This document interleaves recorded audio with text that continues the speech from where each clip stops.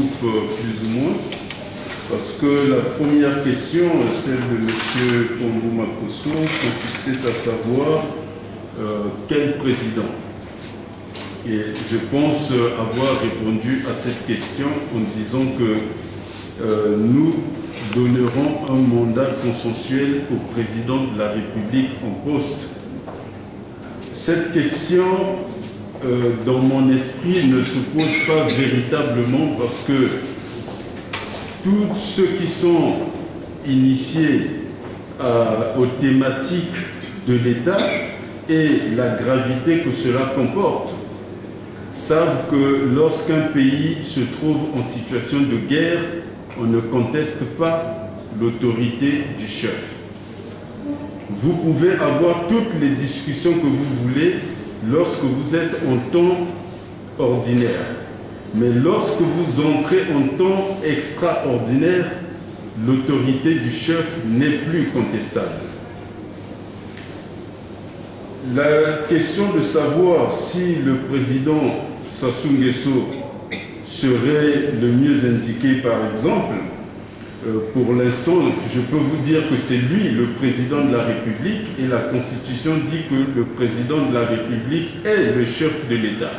C'est la seule disposition de la Constitution qui parle du chef de l'État. Nous avons besoin en ce moment du chef de l'État. Il y a un président de la République. Il me semble tout à fait indiqué de suivre la sagesse constitutionnelle. Et dans ce cas, je ne parlerai pas seulement de la Constitution du Congo, même la Constitution de la France dit cela, la Constitution du Portugal dit cela, la Constitution d'Israël dit cela, et je peux vous citer une liste infinie de constitutions dans lesquelles on vous dit que le président de la République est le chef de l'État. Et le Congo, si l'on considère que le pays n'est pas en guerre, je ne sais pas comment on pourrait qualifier la situation d'un État où le peuple est en train littéralement d'être consommé par le chômage. Prenez l'exemple du coronavirus à travers le monde.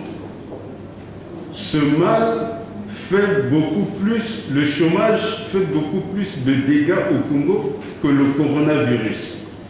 Regardez comment le monde entier, comment tous les États sont en train de s'organiser pour combattre le coronavirus. Voilà l'état dans lequel devrait être le Congo face au chômage.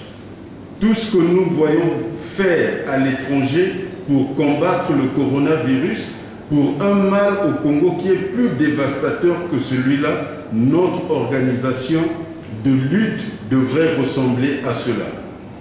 Et dans ce contexte, si on ajoute l'invasion économique étrangère, je m'explique. Le Congo importe tous les ans pour environ 600 milliards de francs CFA.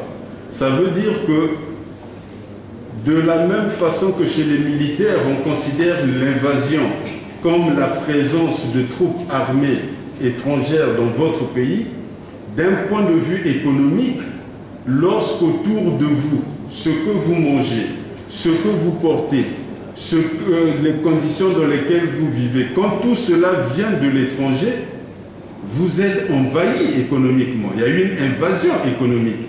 Parce que si vous importez, cela signifie que vous payez les ouvriers à l'étranger qui produisent ce que vous consommez.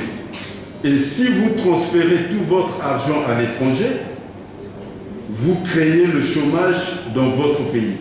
Et le Congo aujourd'hui est envahi par des produits économiques étrangers. Dès que vous allez dans un magasin, partout où vous allez, il y a une invasion économique de notre pays. Donc nous sommes en guerre. Nous devons renverser cette tendance pour que le Congo devienne exportateur plutôt qu'il reste dans la position d'importation dans laquelle il se trouve. Et ce genre de défi ne peut pas être relevé par le chef d'une institution. Il faut le chef de l'État pour s'occuper des problèmes d'État. Parce que quand le pays est économiquement envahi, c'est lui, s'il y avait une armée étrangère dans notre pays, c'est lui qui organiserait les troupes pour la riposte, parce qu'il est le chef suprême des armées. En économie, le président est aussi le chef suprême des armées.